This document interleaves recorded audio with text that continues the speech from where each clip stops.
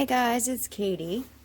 So I'm still working on stuff to apply to my pendant for my coworker, and she's been asking me for a while of a black and white and gray pendant. She goes, if you make something black and gray, I'll buy it, she keeps saying. So I want to make her something. But I've already made two canes. One of them I'm not completely thrilled with. It just has a little too much black. These are just end canes. They're not like perfect middle cuts. Here, they're just end canes. But I have what I'm calling a spiky flower. This one, I'm not in love with how much black. And I did a fan fold and I should have cut off some of the black. Again, remember, it's distorted. It's not bad. And I may use it to layer, but I want something else. Then I made this, I'm calling it a shaded flower, which I really like that. Really like that. I like how that one came out. And I have a couple ideas for a couple others. So first thing is I'm going to use black and I'm going to use white, but instead of just like in that spiky flower, I just use pure black, pure white. And in the shaded flower, I use all shades of gray. I'm going to use black, white, and gray. So I have more gray in the middle. So I have my scraps here, and the other day I mixed up some gray for that shaded flower, but I just want to kind of quickly show you how to do that. So here's a bunch of green. It was just a veneer that I had made, and I started to mix it, and then I was like, maybe I should show them. It was a veneer I had.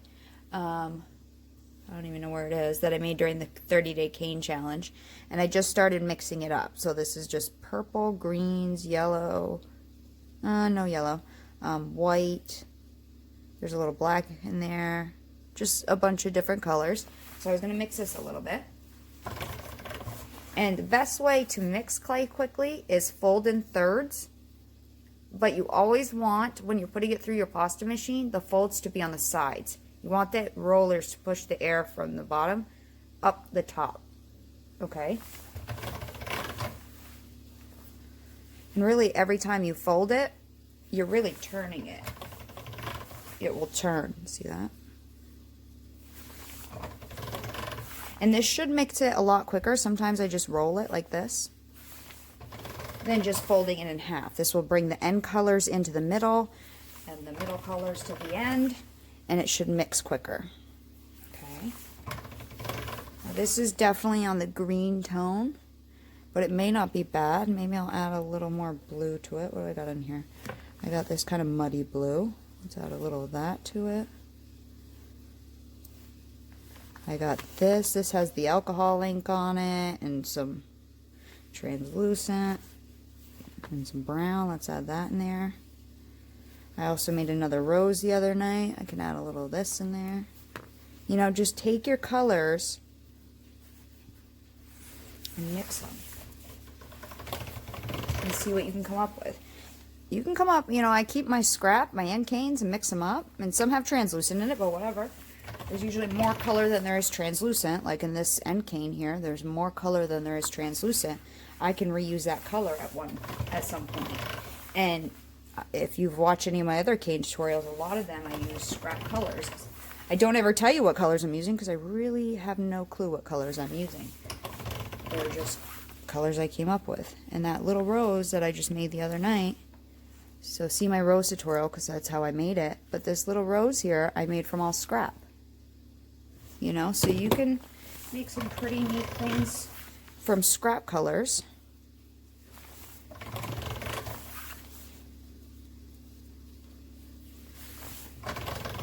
Pretty easily.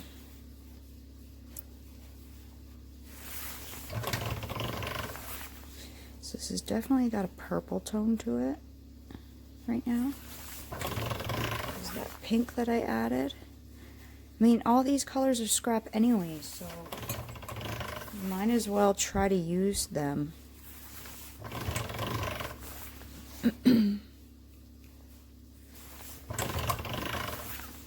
That's fairly mixed, not 100%, but it's got more of a brownish tone and a blue tone. So these are all scraps that I don't really have enough to do one particular thing with. I'm thinking I might add a little bit of this greenish tone here, this like greenish blue. Let's see what tone I'll get with that. because it's kind of got a purple undertone, and green and purple do not make a great color. Well, actually, I lied. In oil painting, they actually make a pretty good color. So, depending on what type of like pinky purple you're using, if you add green to it, it makes a beautiful deep. And a green that's more like a blue green. I actually love those colors. Sorry, why is this wiggling so bad tonight? Let me try to tighten it.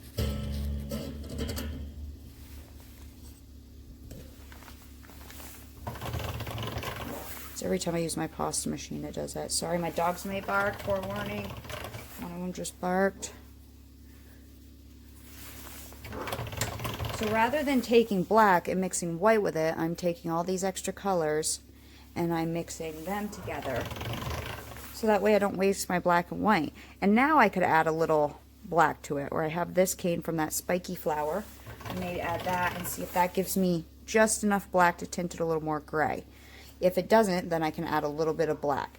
But now I have a nice wad of clay without using black and white, because we use black and white a lot for other projects, and I try to keep those colors as pure as I can, and I might as well use my scraps when possible, right? So let me just get this fully mixed up with now that I just added that, and I'll be right back. I won't do anything else. Okay, so now that my dogs decided to stop barking because someone's lighting off fireworks, and while I was waiting, I kind of organized my scrap box by color.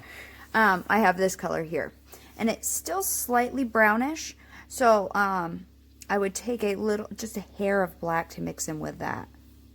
That's it, and I'm okay with this tone. So let me get some black out and some white out, and we're going to make, actually, now that the more I look at it, the more I do see like a gray, a true charcoal. On camera it looks more mauve-y, but in real life it's not. So I'm going to get some black and white out, and we'll start creating a Skinnier blend, and we'll go from there, and I'll be right back.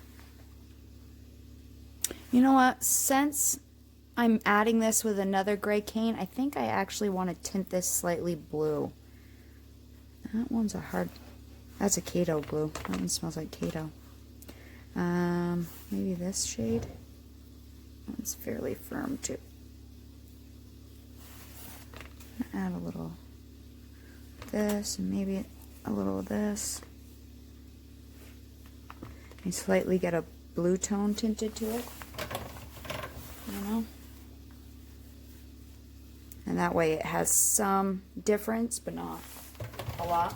I've also been trying to think of what veneer to use with it, because as you guys see, I like to do double pendants, and so, you know, I'll make a couple different ones, but I'm contemplating the veneer to put with it.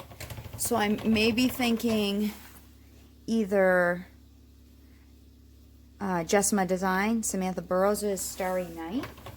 I'm thinking about, you know, doing Silver Leaf.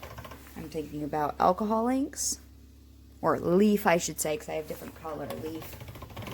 It's very similar. I have some leaves of Pavelka peel things, or silver leaf type things. I was also thinking of using alcohol acrylics or alcohol inks. So I still got to come up with a couple of veneers to put with it. So I'm not quite sure what the other part is going to be yet. So I may make a couple, because I know I want to use this Dusty Rose with one for myself with the gray, because I think it's going to look good with the gray. So I'll probably make a couple different veneers. So I'm starting to get slightly of a blue tone to it, a blue tint. I think I want to do a little bit more. So I'm going to add a little more blue to this, and then I will be back. You guys don't need to watch that. I'll be back when I'm done, because I want to tint it just a hair. And it's going to, with the Skinnier blend, mix with black and white too. So I'll be back. So I can definitely see it has a blue undertone. I don't know if the camera's picking it up. These are the grays I used the other day for that shaded flower. So it's just slightly different, right? You can see it's different on camera, but in real life it's definitely got more of a blue undertone. So those are the ones that's the gray I'm going to use for this one.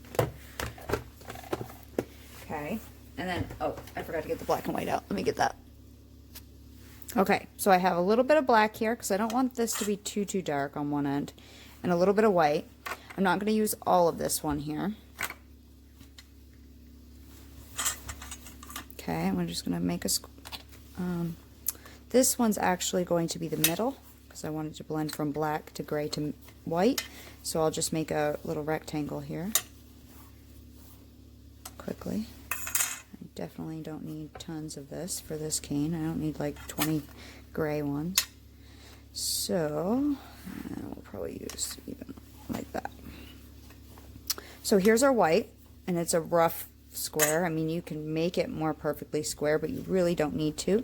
You can do a teardrop Skinner blend if you want. There are tons of Skinner blend tutorials out there, but for this I'm just gonna cut this guy in half.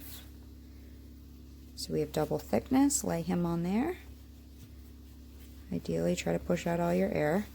Doesn't need to be a perfect. Okay, this guy is gonna go here, so we'll cut him in roughly half. Okay, and lay him on there. I'm just pushing them kind of together. And then we have this really little piece of black, so I'm going to try to stretch it a little longer. Make a really long, skinny one.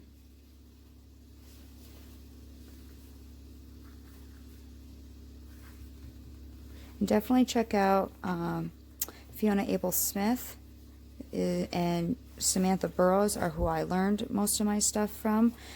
People recommend turtle bead soup, but I never watched her videos. Those two people I get more inspiration from, so that's who I watch. Now, I did not put this even.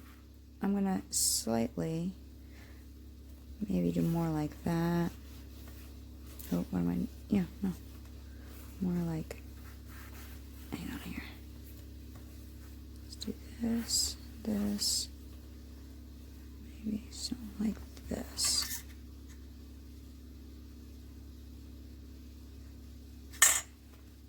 Why does that look funny to me?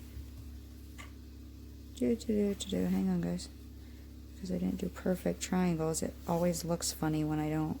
That's why I don't do the triangle thing a lot, or the rectangle thing. Because this is supposed to be like a rectangle, but not quite. I'm just going to cut a little bit of that off.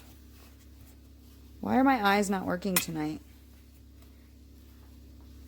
They're really not. I can't see a oh, I can now. Okay. I see it. If we do it like that, I see it. That's not how we're going to mix it. We're going to mix it like this. Where every one of your colors is touching the blade is what you want. Or your rollers, I mean. Okay, Skinner blends aren't that tricky. The teardrop one I do a lot because most of the time I clay at night when I'm really tired, and making a rectangle is for some reason super hard for me right now.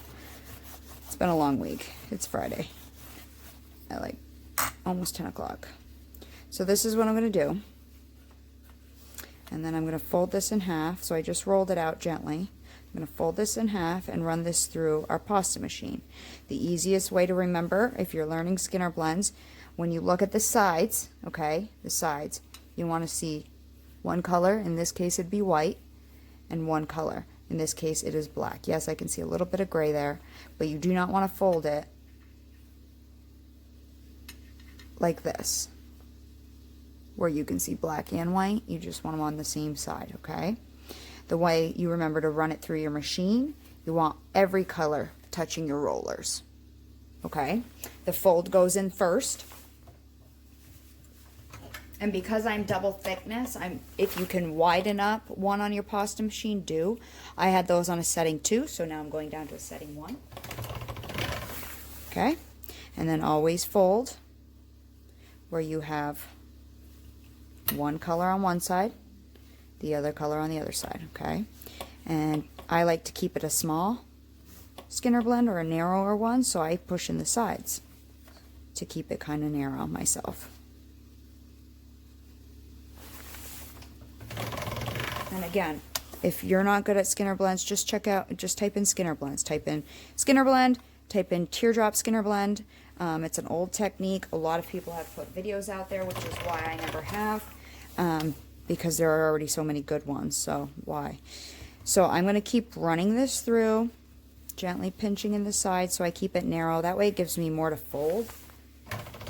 Because if this was to get wide enough to fill my machine, I'd only have like a tiny little bit to fold up. So I like to have more to fold. So to keep it that way, I just push in the sides each time like this. And generally you have to run it through, you know, 15 to 20 times. What was that, 3? So I will continue this until I'm blended to where I'm happy. And I will be back. I'll count 4. Let's see how many. Okay, so this is 20 passes. And I'm pretty happy with that blend. Like that. It's not pure white. It's almost pure, but it got a little sludge in it. I don't care if it's pure white. That's not what I'm going for. Anything really bright. So what we're going to do next, we need to make a long, thin strip. So the way we do that, I'll put it this way, is by cutting these into narrower strips. And I do know some people fold. I just tend to cut. So you can fold this in thirds, or you can cut it. It's up to, or whatever, thirds, fourths, fifths. It doesn't really matter. However much you have will depend how much you need to cut it.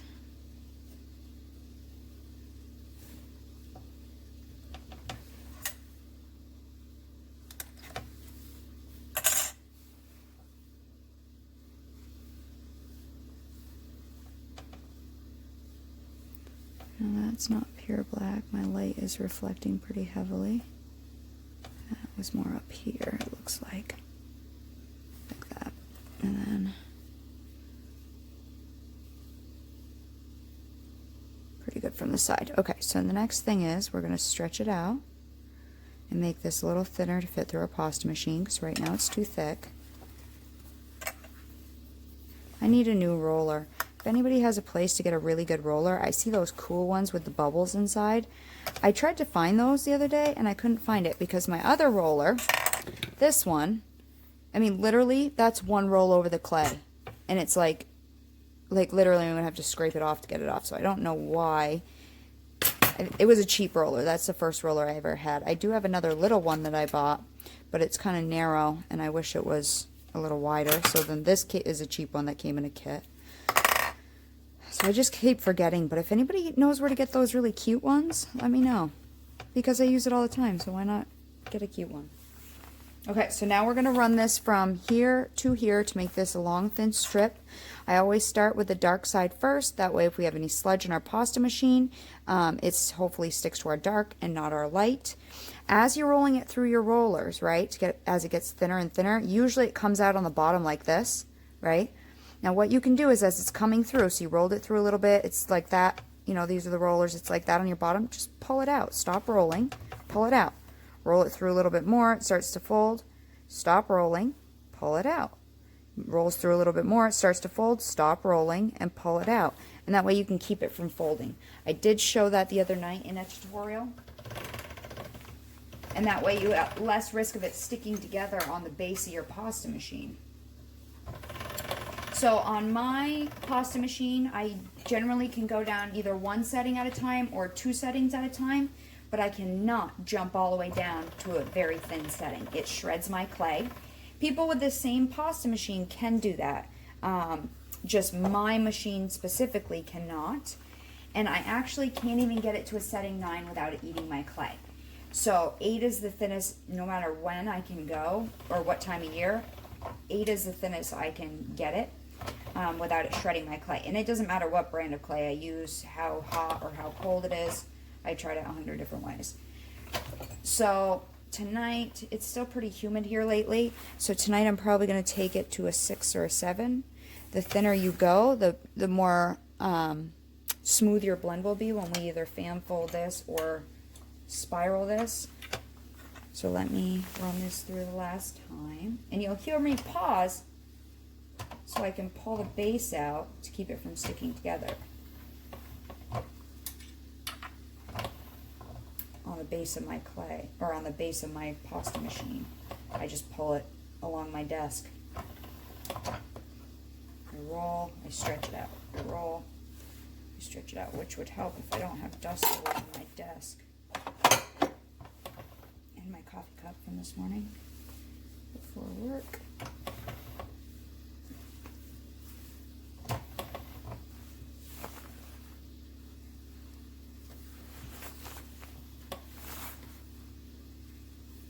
See, I'm just inching towards you. Okay, last little bit. Done. So let me see, what did I write down? I have two that I want to do, but I'm not sure which one we're doing.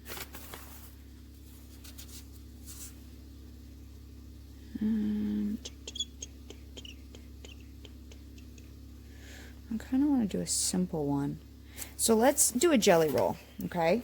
And we need to decide what we're going to have on the outside. I think I'm going to have white on the outside since the other cane is completely gray. I think the white will offset it. So we're going to roll this. Or do a blended roll. I think that's something on there. I don't know if that's clay.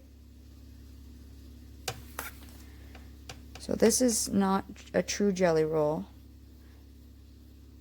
Well, I mean, again, I guess it is. A lot of times people back it with something else. But this is just a blended roll, pretty much. A Skinner blend roll. I don't really get technical on the names of things. So I started from the dark to the light. When you fan fold, it doesn't matter, or Constantina, it doesn't matter because you're going to have one color on one end and one on the other, but when you roll, it will matter. So think about that. Okay. And it's okay if your ends get a little weird. That's okay. We'll just push it down. Remember, that's probably going to be waste anyways. So that's what we have, okay? That's our roll there.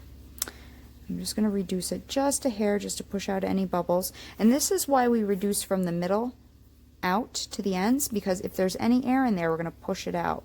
So we grab in the middle with our pointer and thumb. You've seen me do this before in all my other canes. And we're just going to gently tap, tap, tap. And this will just help push some air out and work up to the end. You don't really need to do this, but I'm just going to do it just to make sure I can get out as much air as possible. We are going to reduce this flower later, which will help with that, but quick roll. And I'm going to push it back down so it's a little fatter. And we're going to cut this. And I have seen people do this. I did not discover this flower pattern, okay? The only person I've seen do this actually is Fiona Abel Smith. So I can't say I've seen other people. I've seen a person do this. Fiona Abel Smith. Someone gave me crap the other night. They thought I stole someone's lace cane technique. I didn't steal it. I just kind of made it lace cane. I hadn't even watched that video, so it is what it is. They can think what they want, but I didn't steal it. I said great minds think alike. Pretty much the lace cane is a kaleidoscope cane where you take basic canes and put them together. That's nothing new. So, I don't know. Anyways, this one I have seen Fiona Abel Smith do flowers or leaves like this. This is not new. Okay? So all we're going to do is we're going to cut this in 4. And my camera's right in my way so I can't see what I'm doing. So I'm just going to score it so I can see if that roughly looks like half. And that way we have about the same amount of clay in each section. I'm going to roughly score that. That looks pretty even. Now, if you have if you have difficulty cutting straight down your cane, what you can do next is then take that line and go straight down the side, okay? And then do the same thing with this one. And this will give you a guide to follow. Now, I don't do this usually, but in the beginning, I actually did when I would cut things. So if you're new, which is why I make these videos really for new clayers, not experienced clayers, because a lot of these are quite basic techniques. And that's why I like to explain everything. My goal with doing videos, not to just take tons of time and do videos because it takes forever to do these, was to teach people things that I struggled with to begin with. That's my goal of my videos, okay? If you're an experienced clayer, a lot of this may be repeat. So anyways, if you score it down the side, then you have lines to follow. So as you're going through the top, you can move your head from side to side and tilt your blade from side to side and make sure it's staying in that pattern, in that groove that you created. Because you can tilt your blade this way or that way as you're going through it to make it go in the area you want it. So normally I don't do that, but I'm doing it to show you that that is a way. If you struggle with cutting things in half, that is a way to cut them in half. And if you cut it a little off, it won't really matter. Okay, so now we have 4 pieces, right? And all we're going to do is bring the white up and around the black, okay? Mainly by pinching it. And it is easier to do this on the table, but I'm going to try to show you. So we're just dragging the white around and up to the black. Okay, and we're going to form like a teardrop or a flower petal shaped or something like that. We're going to just bring it up and around, okay? And you can drag just the top just by grabbing the top and pulling it towards you. And again, this doesn't need to be perfect either. You know, I think people stress too much.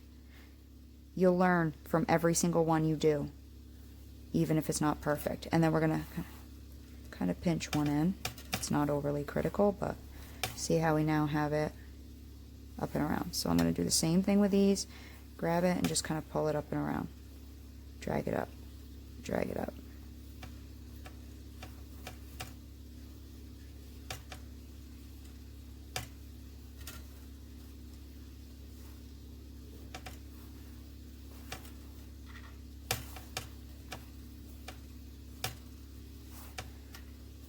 And I just seen this technique. It's not like I'm stealing her exact color pattern and everything. I've just seen her use this technique.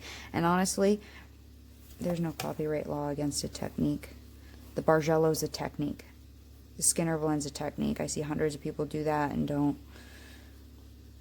The Stropple cane. Someone invented something, and honestly, they were probably hundreds of years ago, not on YouTube recently. Sorry if I sound...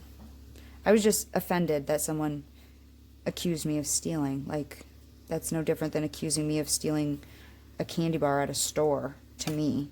You don't accuse people of stealing without being sure they stole something.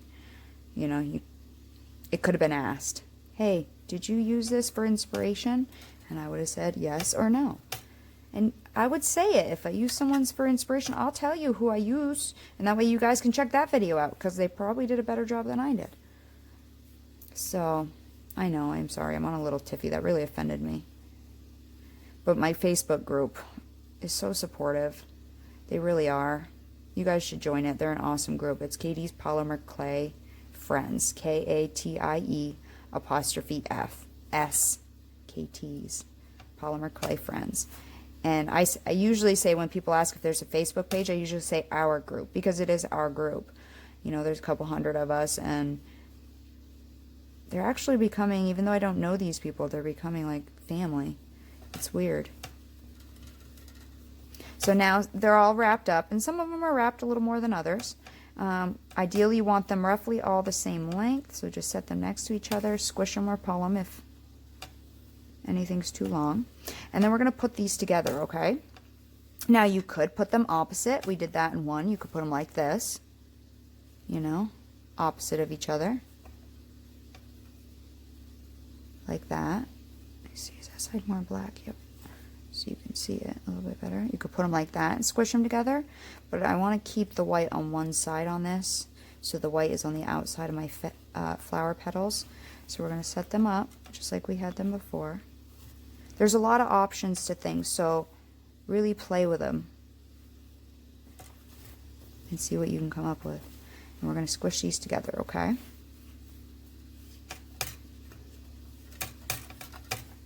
Like that. Just kind of get them all tucked together. And now we're making waves. And I've showed you many ways to get like kind of wavy patterns inside your flowers, but that's what this is doing. Just another way to do it. Okay. Just kind of squaring it up.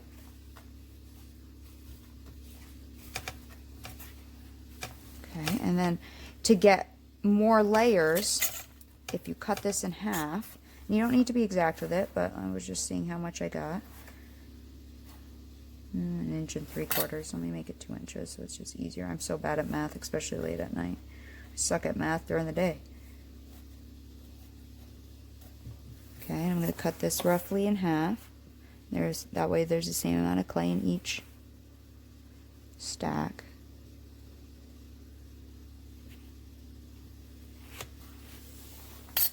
Okay, and you see we have patterns. You could put this together opposite, you know, really have fun and just play. You know, you could put it together like that if you wanted to. You could put it together like that if you wanted to. There's tons of different ways you can put things together. I'm going to put it this way, and the more times we do this, stretch it back out and cut it, the finer all of this will get. Okay, so you can do this as many times until you're happy. And then again, squish it back together.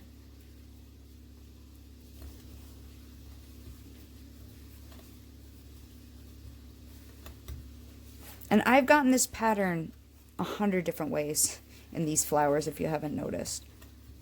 I'm sorry, I'm kind of rambling tonight, guys. I'm so exhausted, it's not even funny. So I wake up at like 6 o'clock in the morning to go to work. I have to be to work for about 7. And what was it? Last night was midnight. I went to bed. The night before it was 1:30. The night before that was 2:30 in the morning. I just have not been. I can hardly sleep anyways, but not that I'm not tired. It's just I can't.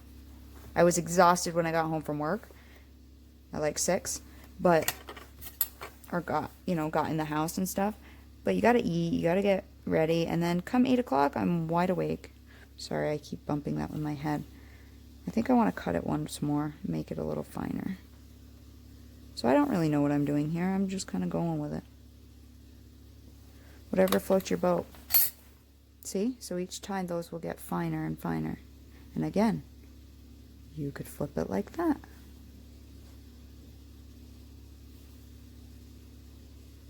And it is quite hard to do videos because the camera is literally right in front of your face. If anybody has ever done a tutorial, in real life when I do this stuff, it doesn't take this long. Why is my camera really wobbly tonight? I feel like it's more wobbly than normal, guys.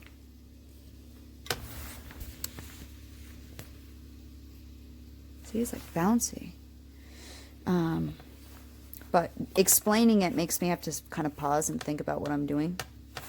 And I zoomed in more than normal too. That will make it. Okay, so now we have this, right?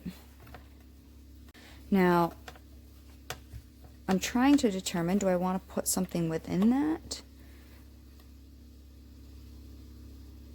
Let me think. Let me just think for a second. And I just paused it, but a lot of you like to hear me think out loud, so I'm going to think out loud. So my thought process is, this is the outside of my flower petal, right? And if this is the inside of my flower petal, and this is the outside, do I want something in there? You know, because you got to think, when this is really little, it's going to be quite fine. I can also wrap this. You know, I could wrap this if I wanted to.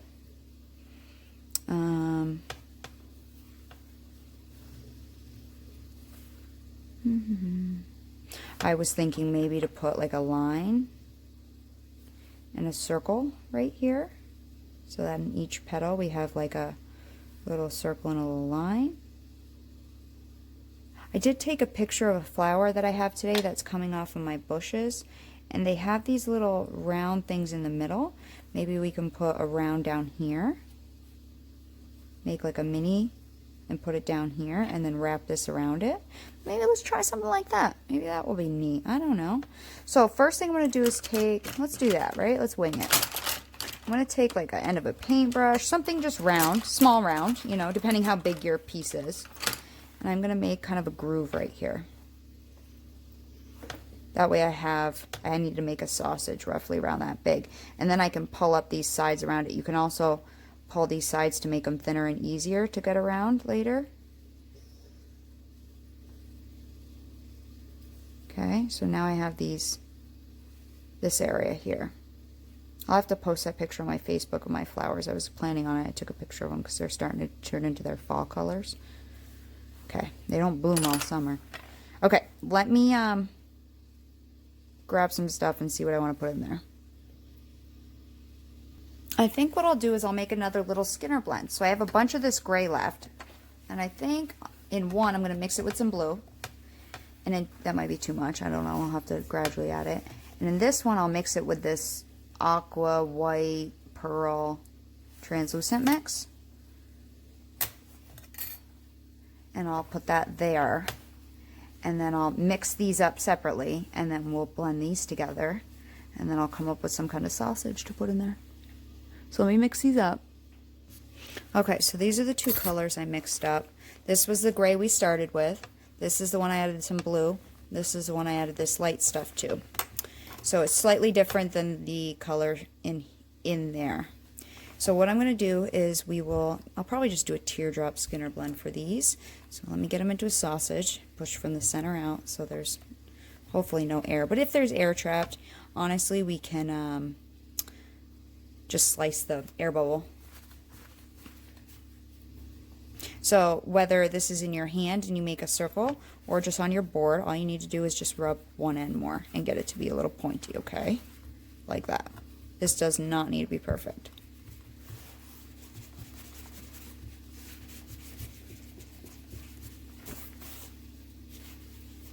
So you could do it that way, you could do it this way, make like a chopping.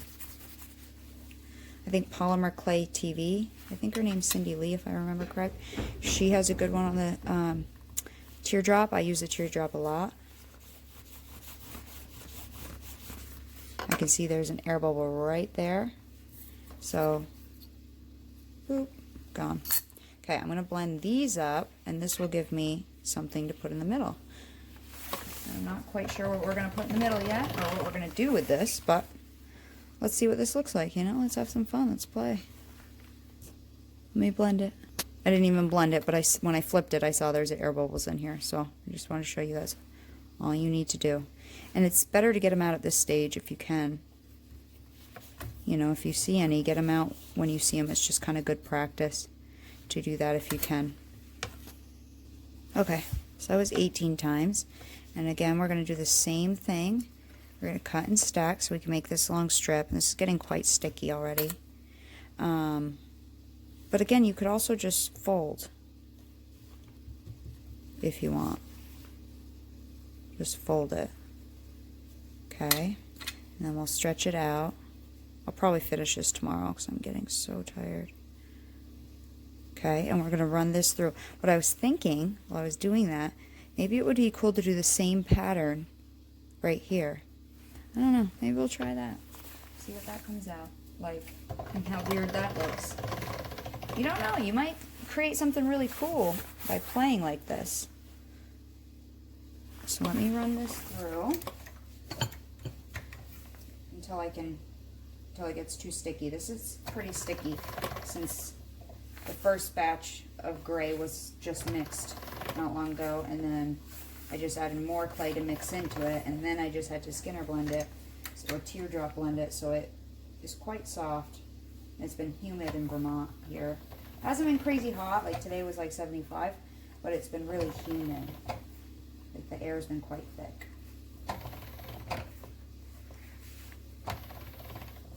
Like I have it on setting 5, and I don't know if I'm going to get it much thinner than that. No, let's leave it at a 5. And let's do this one, but instead, since this will be surrounded in dark, let's put the dark on the inside of this roll and the light on the outside, which is what I think we did before.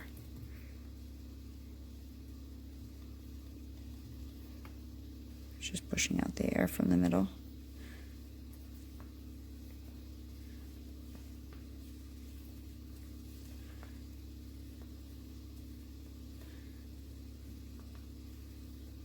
If it gets a little narrow in a spot, just pinch it until it gets that narrow. And I do have some tiny, tiny little air bubbles, but I'm not worried about them. And it's going to get a little wider, so I'm going to begin pushing on the top to make my thing a little wider. Okay. just reduce it quickly. See, when you're not explaining, this is actually really fast, and we already did this. We're going to do the same exact thing we just did. We're going to put that inside, because I think it'll be kind of cool. Get rid of that little excess there. Okay, so we're going to then cut this in half, and then, or in quarters, I should say. You could just do half. You don't need to do quarters. You could do half. You could do more than halves, more than quarters.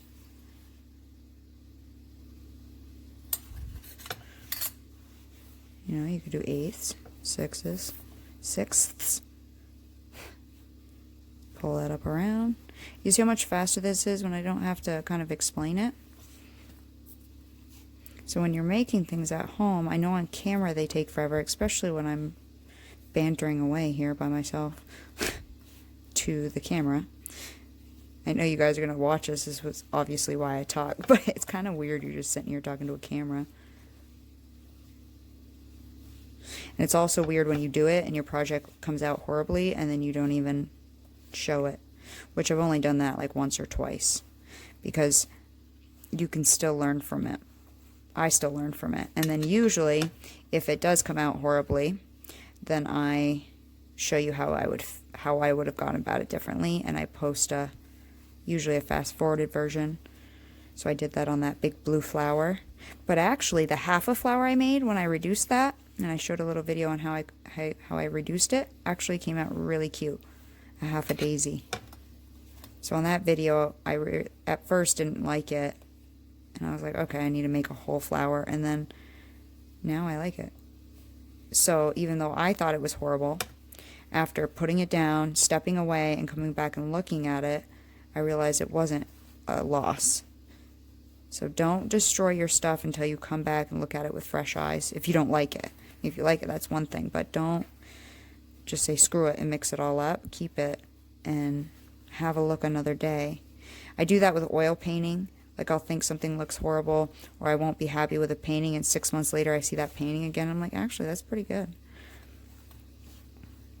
So we'll do the same thing. We'll squish these together.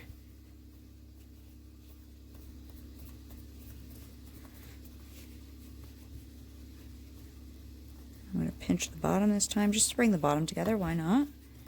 And then I'm going to square it off. You know, just play. I'm just playing, honestly. I'm taking a basic thing that I've seen and building off of it. And honestly, it's just putting clay together. And we've done the same kind of zigzaggy pattern probably 100 different ways. Okay, and then I'll cut that roughly in half. I don't want this too chunky because it's going to be on the center, but I also don't want it too fine because you won't see the pattern once it's reduced small. So that'll probably be all I'll do. I'll put these two together. See how I pulled it and that dragged it? So, experiment. Put these two together. And this obviously has to get a lot smaller to fit in our little piece there. But this is the petal, and once we reduce this, if we put this in now, once we reduce this, it should be in each one of our petals we cut. If you would have reduced this into the length and cut 5 or 6 petals out of it, you would have had to insert this in every one. So this is a way if you want to add leaves or stem or lines or stems in your things, do it when your flower petal's big before you've reduced it to get your final sizes. So I'm just reducing this down a little bit, and we're going to make this a round. So the easiest way to make this round is take your 2 fingers and we're going to push in like this. That will give us a diamond, but it'll make it less than square. So I'm going to take it and push it in. And that's just pushing in the 4 corners, okay? So do it. Each finger is touching a corner. So those 2 are touching that, these 2 are touching that, and pushing together. And that will round it. See? See? And then flip it and go the other way. And don't worry about the rest of this. This is just scrap 1. And it's gray, so it's going to make a different gray. There's all kinds you can do with grays. I was thinking that, yeah, we might do the Bargello Ombre that I did not that long ago for the other side of at least one of them. Okay, that's about right. So let's cut a piece about that length off. If I use my blade side, would help. Let's see what we got. So we got that. And let's see how we want to set that. I think I want to set it like this. This may look dumb, I don't know. Okay, we'll set that in there, and then I'm going to just fold up these edges around it, like that. See? And I did put the lines going in the same direction. I didn't put them this way. Okay, so they were opposite. I mean, you can do that, but you don't need to. That actually kind of looks like a zebra pattern almost, doesn't it? Very simply. Okay, so now we have a petal, and I'm going to pinch this to make, see, that's what our petal will look like. But there will be a couple of them. So, there's multiple ways of reducing this. You can reduce it like this by pinching just like we were pinching this guy. We can reduce it like that. Or you could flatten this off and make it round. And that would probably be easier for most people, so let's do that. And then we can shape them later. Okay, if you're good at reducing, you can totally reduce it as a petal shape. But if you're not, this is probably going to be the easiest way for most people to make it around and shape your petals later. So again, with your pointer or middle finger and thumb, you want to make a waist, and again, that's, you're doing that to push the air out. So make like an hourglass, okay? And then once you get a little skinny, start working up. And you'll feel as it starts to move. Now this clay is really, really soft. The black or the gray is softer than the white, so that's why this end is moving faster than the other end. And this is a small amount of clay, so I'm going to have these petals quite small, which is fine because I don't need tons of this flower.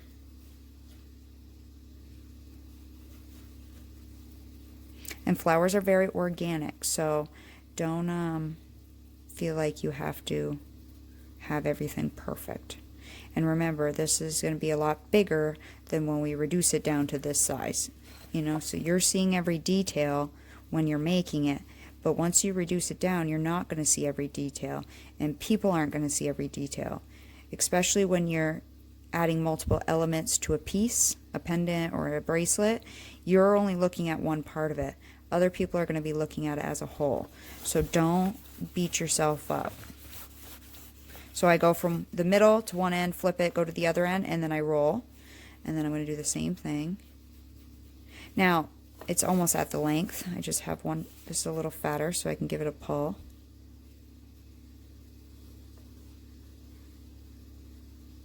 The other thing is when you're going to be shaping your petals, you want to make sure you have like a line somewhere, like on this one I have this line. You want it all to be fairly straight, okay? And that way when you shape your petal, you're not like making this part skinny and all of a sudden you're pinching the, oh, it'll make sense in a second. I can't really explain it, but you don't want your tip of your flower going towards the center to be in the wrong spot or the wrong color spot. Okay, let me see how many I can get out of this. 1, 2, 3, 4, 5. Probably, well, the other one's a 6 petal, so I'll probably do a 5 petal. Trying to get rid of, if this is distortion on the end, and this is 1, 2, 3, 4, 5. That's, I mean, I don't mind a little distortion because we're going to have distortion after we reduce it. Now the one thing I do notice I tend to do is do this more. I tilt my blade so my pieces aren't standing up straight. So try to keep it straight up and down if you can help it. And I really only do that when I'm on camera. 1, 2, 3, 4. That's a little bit fatter.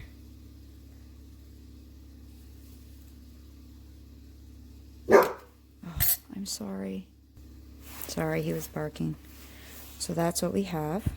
It's gonna look kind of neat, right? So I like to, yeah, I like to keep them at inch lengths. The diameter is what varies for me, but I tend to like to work at inch lengths. I think this will look kind of cool. So anyways, now we need to shape them into our petals. So I'm going to do that. I want this in the center, so I'm going to pinch that. And this is where I was saying, try to make sure this line is straight, because if it's twisted and you just pinch straight down, this part's not going to be the center of your flower.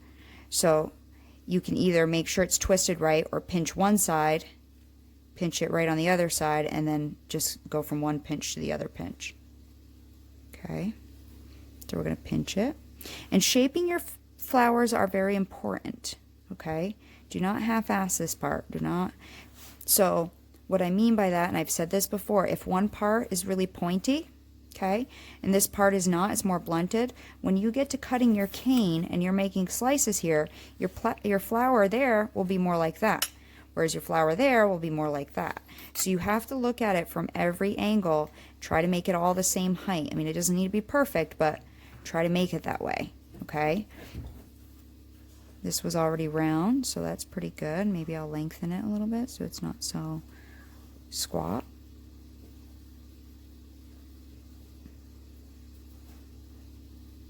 You could add a little indent on the end if you wanted to. You know, definitely look at it from all angles.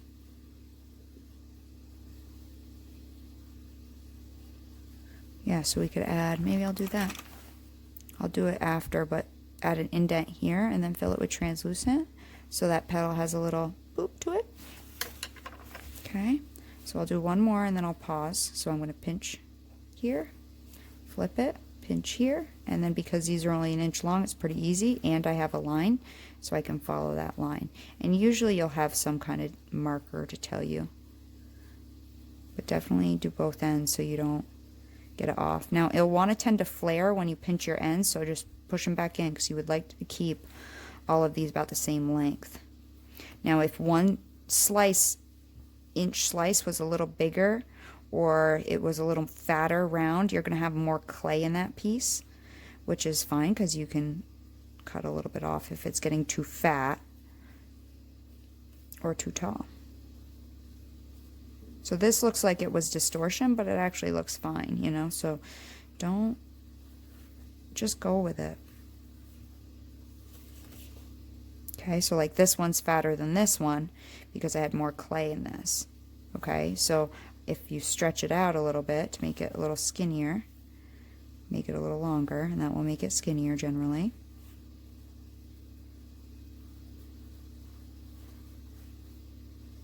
Okay, and then you can just, if it's a little long, you can just cut it a little bit off, you know.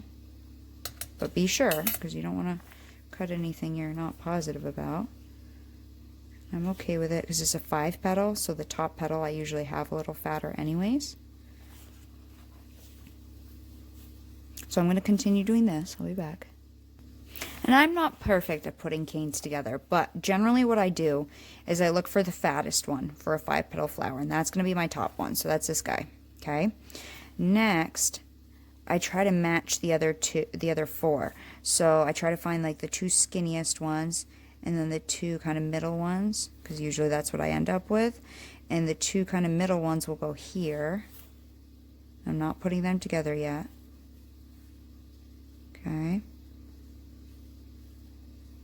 And then the 2 little ones will go down here. That's actually going to look pretty cool, right? I think it will. For a black and gray flower. Okay. And I'm not going to put a center in this because that will make our center. Okay. So, they're so sticky, I'm afraid to set them together. Just try to set them a little closer so you can see it. So that will kind of be our center. You could put in a center if you want, but that, see that there? That will be our center. Okay. So I'm probably going to let them rest tonight, honestly. Give them a little push, make sure they're all roughly the same height. And then we will backfill these tomorrow. And I do want them all touching. I don't want them separate. So we'll make little skinny triangles of translucid to fit in here. And then once I get the outside supported and all the petals supported, I'll make a groove. And I'll show you all this. But I'll make a groove. And that way each petal has a little indentation in it. But I actually think this is quite cute. I don't think you'll really see that inner pattern of this. So you could have just put a gray, but it is smeared on the ends right there, so I don't know if we'll see it until we're done for sure. Okay, so far this is what we have, and I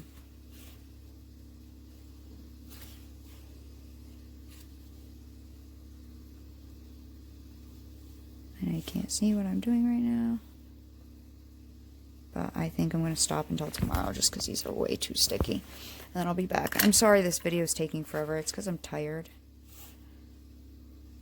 but that's a pretty neat one. I think I'll go with this one because the other one, the black, is just too strong for me.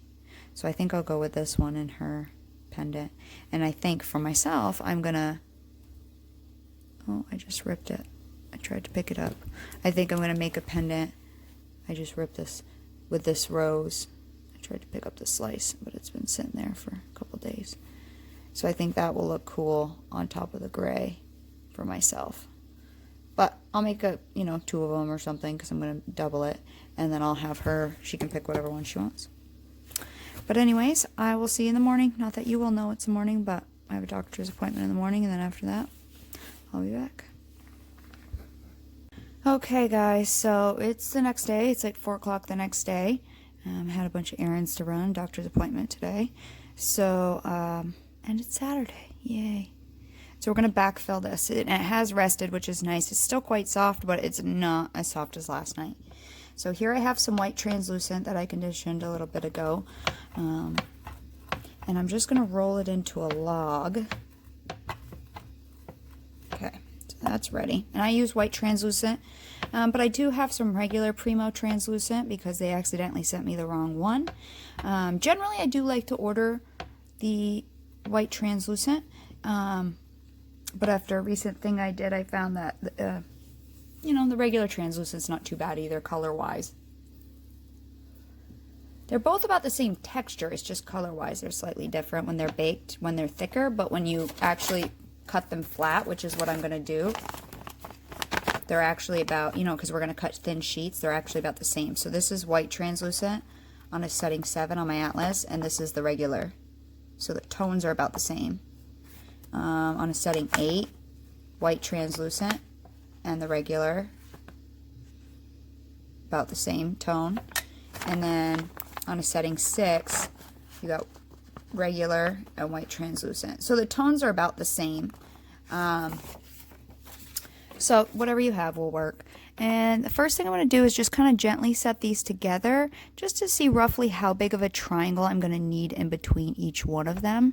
So this is my fatter top one, and then this is my next one. Again, I'm not putting in a center.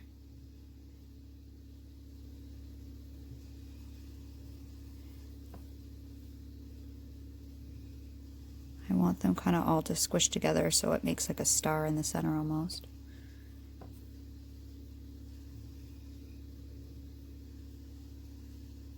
And I'm just gently setting them together.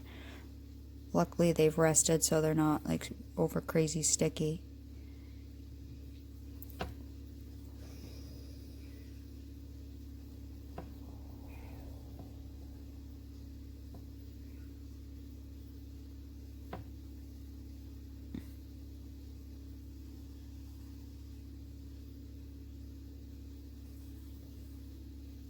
And you definitely want to check both sides.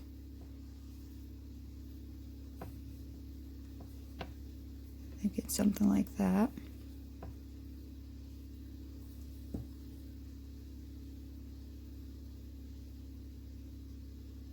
Okay, so it looks like we're going to need a pretty thin triangle to fit in there. But it needs to roughly, if we can help it, and make it all in one piece. That's the goal. So I'm going to roll out this translucent. I got a little something on there. And then the next thing I'm going to do is pinch it into a triangle by using my 2 fingers and pushing down towards my board. Okay, so just get it into a triangle shape. And doing this, that's what it will do.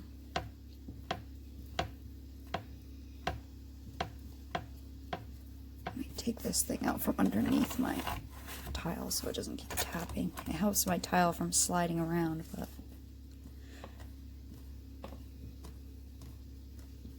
okay, so that will give us kind of a triangle shape, but it needs to be really thin to fit down in there, so I'm going to pull up on the edge on that point now, and I'm going to make it like really skinny.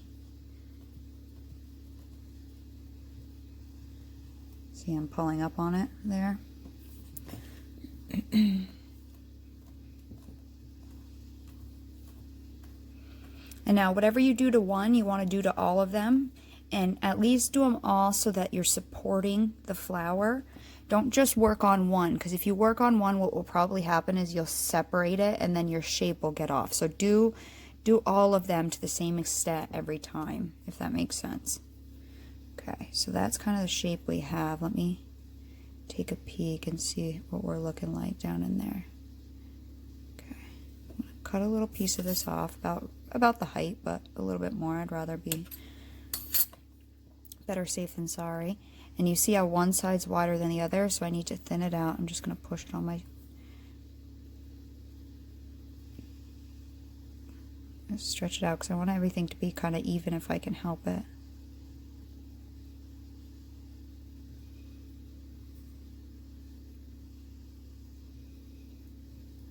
Same with the top to here.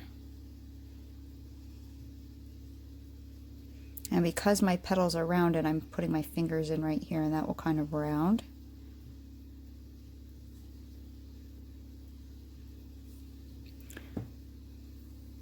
Let me do these bottom two first, this bottom area first. I'm going to set that in there. And I don't want them completely separated, but I do want them... So it's a little long. You see how I have these gaps on the sides? So I'm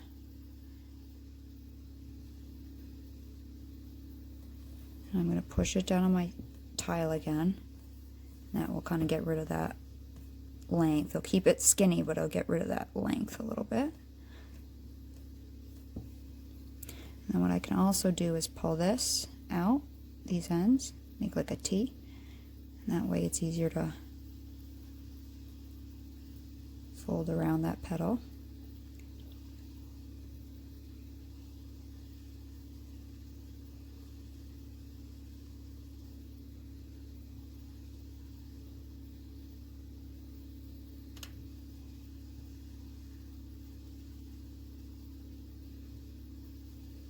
And I don't want to go all the way down to my center.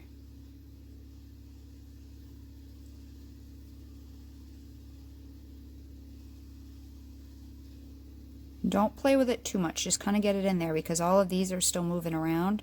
So you kind of just want to get it in there to support, and then we can fudge with it a little bit more later.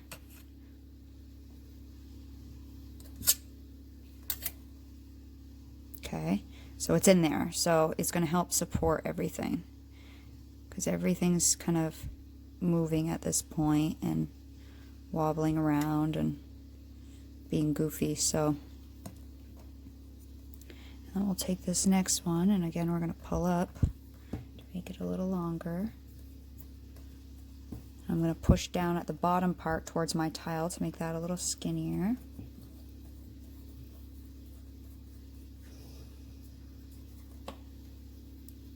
And actually I'm going to push it down because it was a little tall before.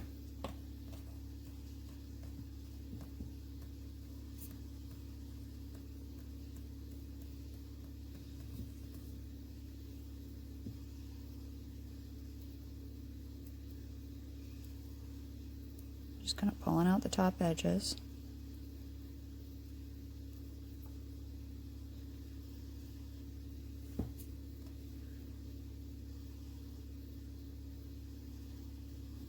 Just be a little thinner on the top here. It needs to be a little thinner.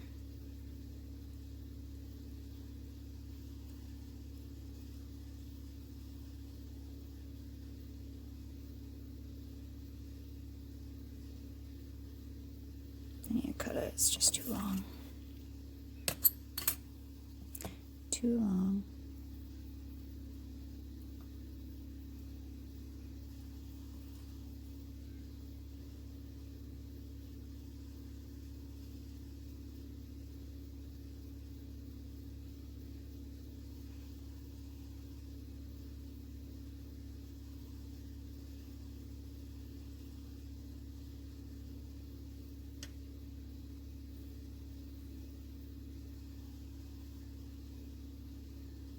pretty good.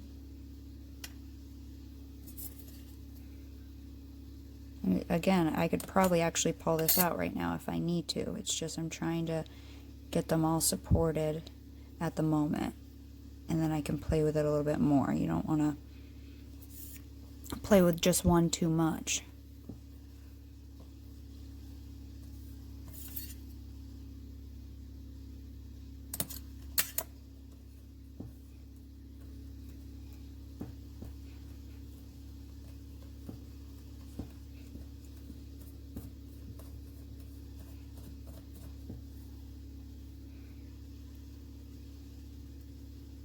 See, I'm pushing my thumbs in while I'm pulling the top side towards me to make that kind of curve of the flower, the opposite curve of the flower.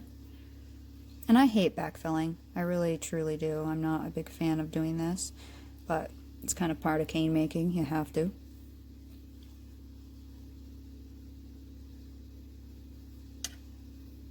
That's just a little tall, so I need to push it down towards my tile again just to shorten this top part.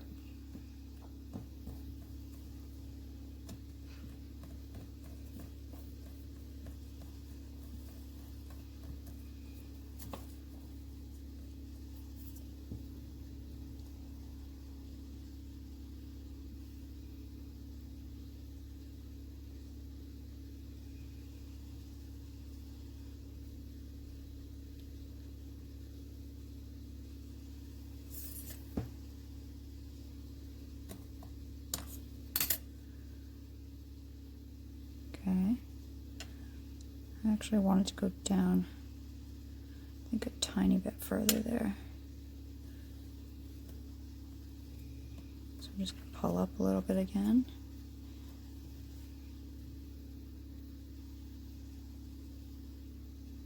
There we go. And the last two.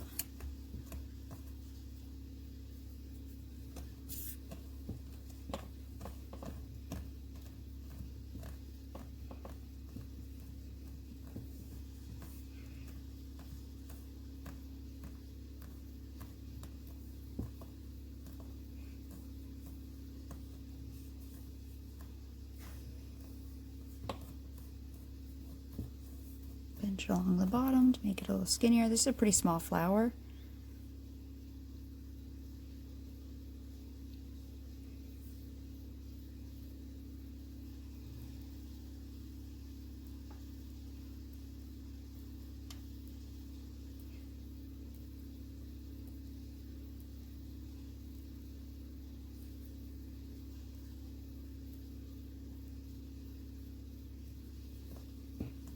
Push it down towards my tile just to bring those guys down. Keep it skinny, but you'll shorten it.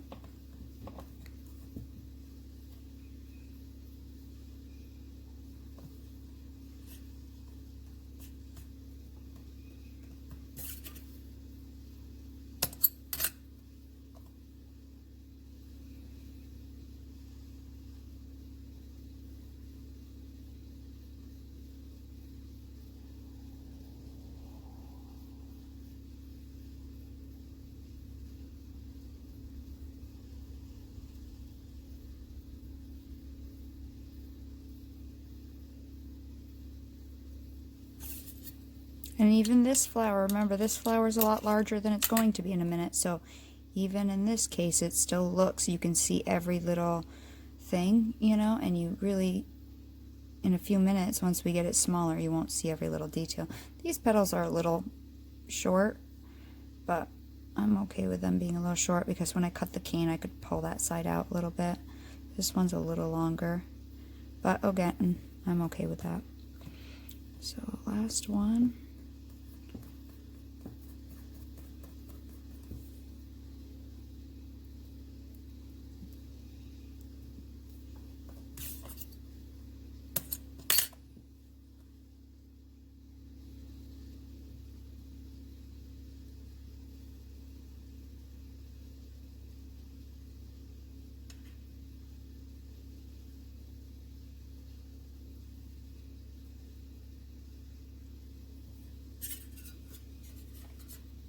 Just need to be a little more rounded in there.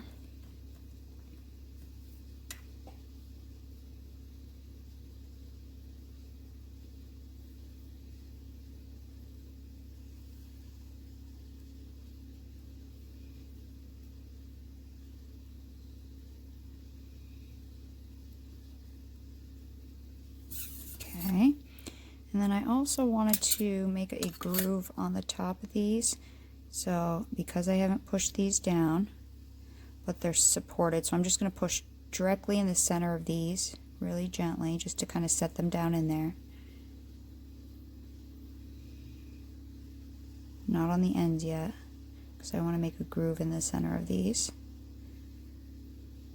Okay, so what I'll do is I'll take some kind of needle tool, a needle, back of your blade, whatever you want, and roughly in the center, and it doesn't need to be perfect, I'm going to make a groove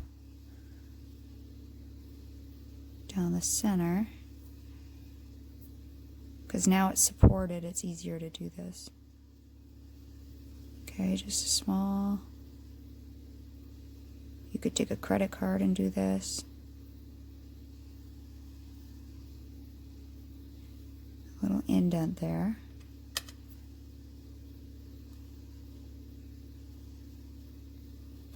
I'm going to take a little piece of this. See, I moved that silicone out from under my tile and now it slides all over.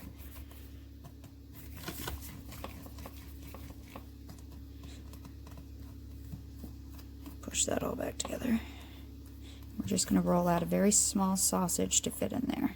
Or as big as you want it. I mean, it really doesn't have to be small. You can have a larger groove on the top of yours. We're going to set that in there. And then just rip it off. And then these can get pushed over around the petal now.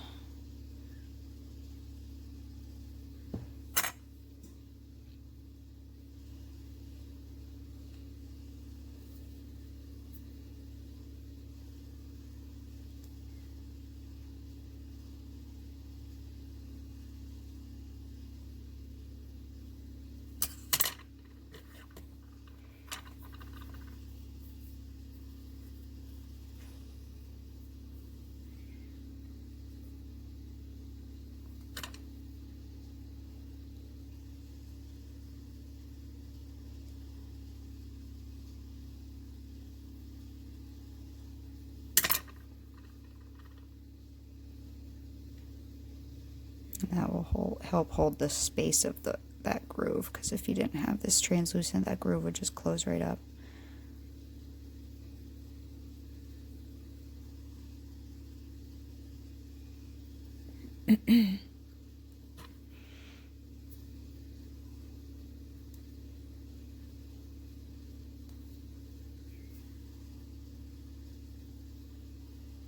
So I'm doing a little bit on one end, and then a little bit on the other end, and then I'm dragging it through.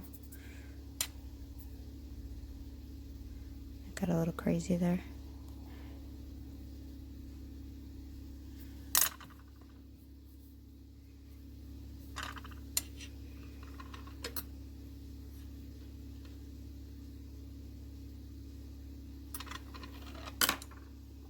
Oh, don't fall.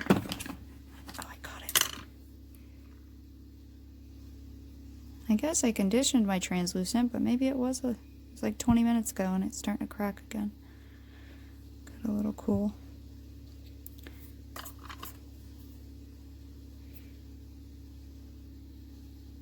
Trying to put it in the center of the flower, which is why, or the flower petal, which is why I do it on one end and the other.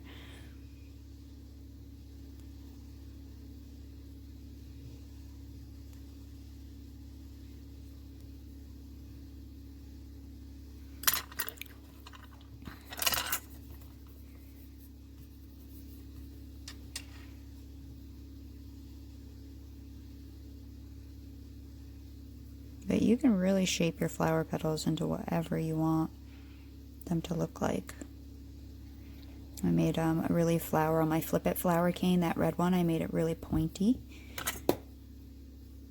So you can just have fun and experiment and play. You might come up with some really cool flowers.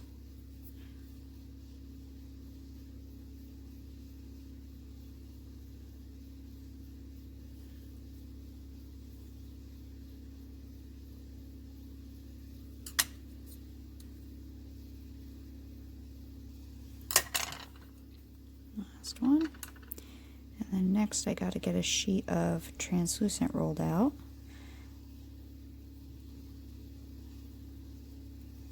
To cover the whole thing. Just gently pushing it together. Okay. So that's what we have now.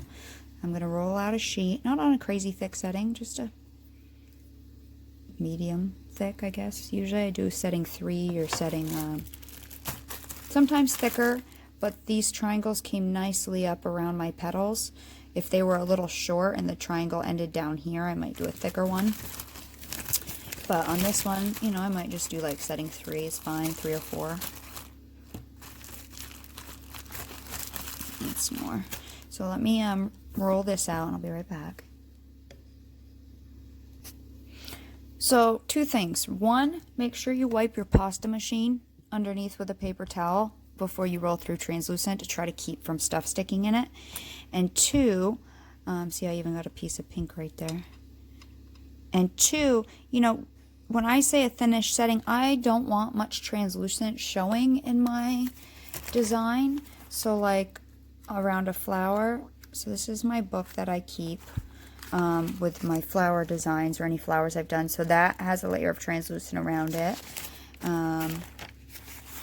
These, I'm still working on this design. I wasn't in love with that. That has a thin layer around it. You know, the thicker of a layer, the more translucent it's going to be showing. So I try to keep it fairly thin. I don't like that has a big layer around it. That's the pointy one I made. Those pointy flower petals. So that has a thicker layer. So it's really just going to depend on the type of flower. I'm trying to design a pumpkin one too, because we're coming up on fall. It's pretty chilly here today actually. So I'm trying to think of a pumpkin cane to make. Okay, so I'm going to cut this roughly to the width. I mean, it doesn't need to be perfect. We can shave off after it's a little thicker or a little wider, and I'd rather have it a little wider than not. Okay, and then we're just going to wrap this guy around. So one side's going to be a little longer, so I'll keep this side even. So that way I only have to shave off on one side.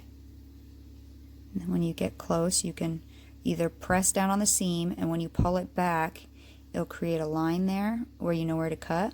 Or you could just cut it on there on some of them. It's easy enough just to see it. And slice down. So either way, sometimes when it's thin, it's just easier to do it on there. And if it's a little overlapped, you can always just shave off a little bit. I didn't really need to, I was just saying. So then any excess here I want to try to save. Why not? I go through a lot of translucent. You know, honestly, I never used to make this many canes. I really didn't. I did a lot of my projects without canes. And then when Samantha Burrows did the 30-day cane challenge on her site, I really just started having fun with the flower canes and experimenting. And it started out with a rose because I watched other tutorials and they all seemed kind of confusing. So I took like a bunch of different steps that made sense to me and kind of mushed them all together. Some were with other people, some were just on my own thoughts on it, and I just kind of merged everything together to make a rose cane. So check that one out. That was one of my first tutorials that started this. That's one of them right there, but that one, like I said last night, I ripped it. But okay, anyways, we need to reduce this as a circle. We always start in the middle, and that way, I mean, this is only the size, like, it's smaller than a pill cap, a pill bottle cap. You know, so this is a pretty, and it's about 1 inch tall, inch by an inch. So it's a pretty small one. So we always start in the center, and that way any air that's trapped inside, we're trying to work it out to the outside, okay? We're going to take our pointer fingers, on both sides, and we're going to gently tap. Now, if you tend to be heavy-handed, I've seen some people say that, just, I don't know how to get you not to be, but if you push too hard at any one point in time, harder than other times, you will end up smushing in a petal more than the others. So try to, as much as you can, keep it even. Maybe think in your head, tap, tap, tap, tap, tap, tap, tap, tap, You know what I mean? Try to think maybe that will help it go lighter. So because I let this rest, it might not move crazy quick at first, but once it starts moving, they move pretty quick. So I'm really mainly using this part of my thumb and this part of my finger. So even here, like you can see, even though it looks like I'm pushing up on the end, I'm really only pushing with the middle of my finger. And I'm trying to create like an hourglass. And this is weird with my arms outstretched doing it in front of the camera. Normally it's right over my lap when I do this. Just gently twisting every time you tap. And you'll get the feel, you know, without having to really look, you'll start to feel it, things happening under your fingers. And you can use your middle finger instead if that's easier. Whatever's easier. So then you get a little hourglass right there. So then you're going to start back from the middle and work up to one end. And again, this is quite awkward to do it for you guys on camera. And you'll feel the spot that you're working, because again, now I'm working about this spot right here. So you'll feel that spot you're working become kind of even, and when it does, then you kind of move up a little bit. And then you work all the way up until the end. So this side will match what the middle concavity we made. Definitely work all the way to the tippy end.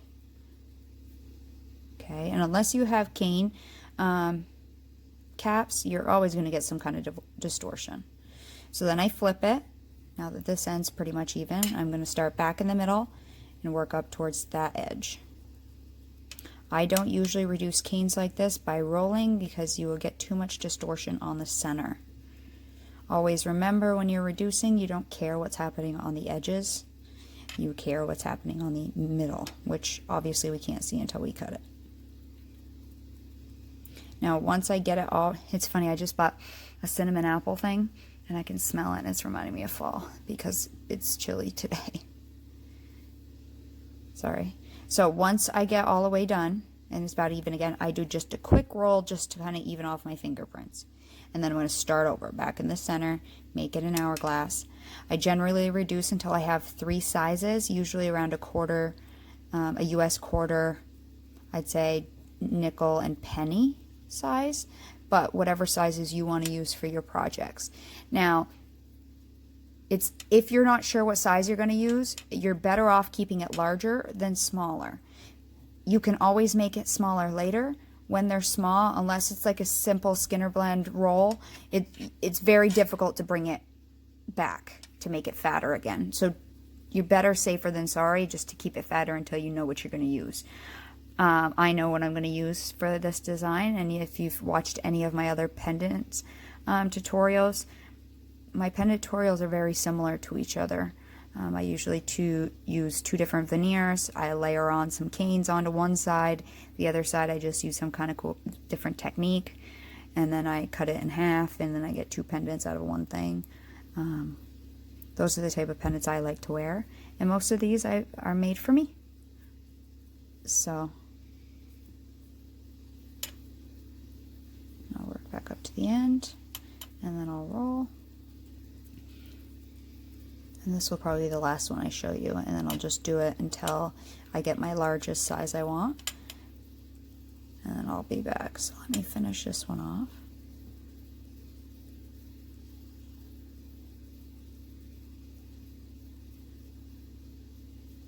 A little fat right there. If there's a spot that you left a little fat, just go back and get it. This is still moving quite slowly right now. You can also pull on them when they get a little longer, especially when they get quite long. Okay, so I'm going to finish this. I'm almost to my largest size, and I'll be back. Okay, so this will be my largest size, and I'm going to cut it. Ready? It's always exciting. Now, obviously, you should always let your canes rest. If they rest, they will cut more clearly than if they're not rested. If they're not rested, they smear. They tend to smear, but obviously you got to cut it at some point. I'm trying to clean my blade off. It's got, almost feels like something on it. I don't know what though. Okay, ready?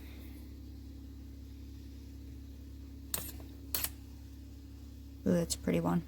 Very painted too. Some more because of that.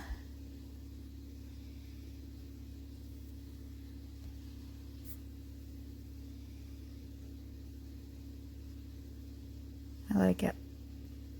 I think it looks cool. My center's off a little bit, but that's okay with me.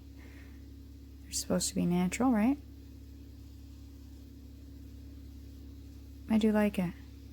You see the little indents on the edges of the petals we created? So what I'll do is I'll take half of this, probably the shorter half, and I will continue reducing it until I get a medium size. So usually going once, we'll get it about, I'd say about half the size of what we just had. So if I go once, sorry about my dirty fingernails, I got clay all under them. And a cut on my finger.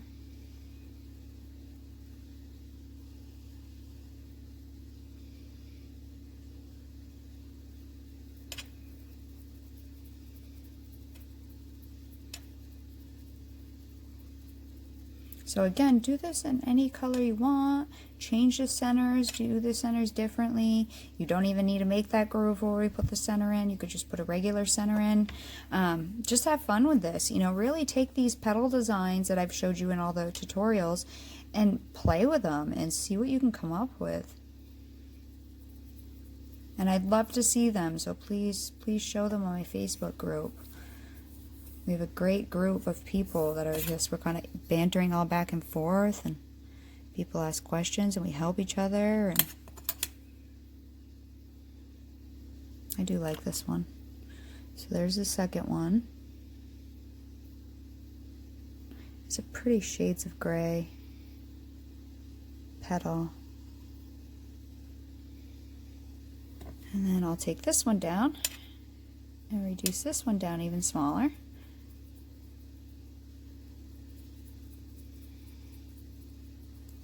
Go the opposite direction. Every now and then reduce in the opposite direction, so go counterclockwise, and that will keep your petals from swaying one way or another. I tend to only go clockwise, so I forget to every now and then rotate counterclockwise. And you can make these whatever size you want.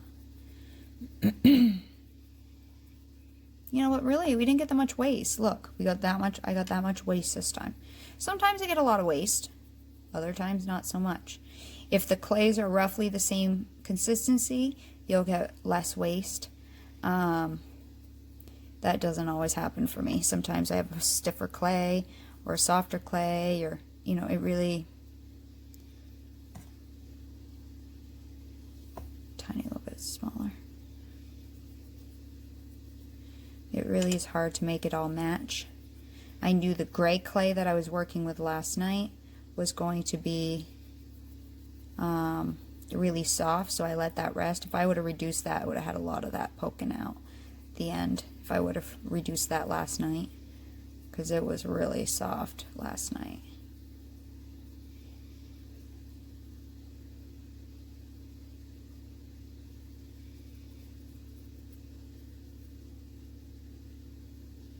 Checking to make sure it's fairly even. If I see any part bulging out, I'll just do that spot for a second. And roll that out. Let me cut the end off. And even though there's a little, I would probably still use that myself, knowing me. So maybe I'd cut a little bit off. But I don't like, because I'm going to be layering these, I don't like the waste a lot. I would use that. Why won't it focus? I would use that. So usually when I slice these end canes right here, the end parts, that's what goes in my book, are these little end pieces. So that's why my book ones don't look great, but they're at least something for me to reference back to. There's the little one. So on this one, because that's bulged out a little bit, I'd cut that off, and I'll put that in my book. because I hate to waste it, you know. I made it. I want to use it for projects, not for... So I'll use that, even though, again, it's not perfect. I'll bake that up with that other little rose. Cut some of this off. And I've used these ends in projects and layering them because I think they look cool sometimes.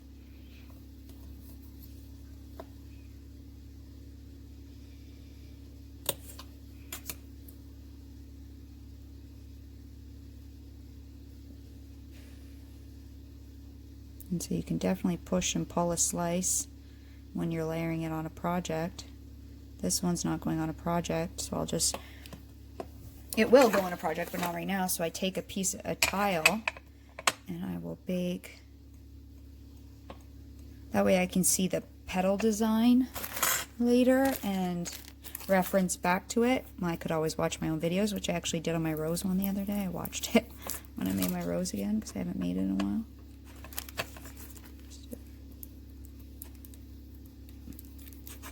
And maybe I'll layer this one on top of this one. And this will go, and then this rose one that I ripped again. I'm going to put that with my rose cane so I can remember I made a design, this color scheme that I really liked out of scrap clay.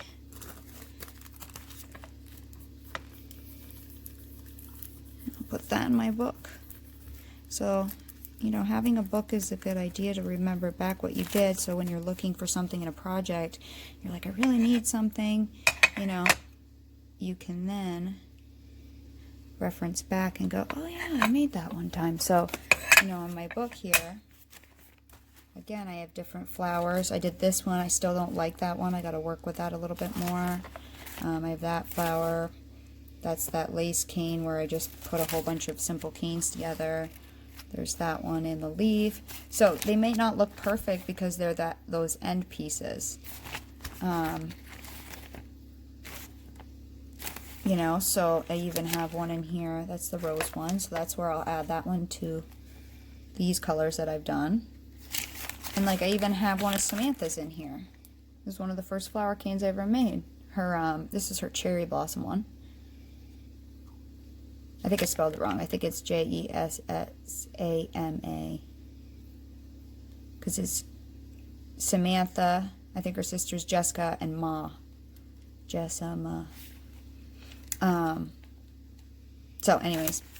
So yeah, usually I take all of anything I've made with the instructions and put them in. So that one's going to go with this one in a project.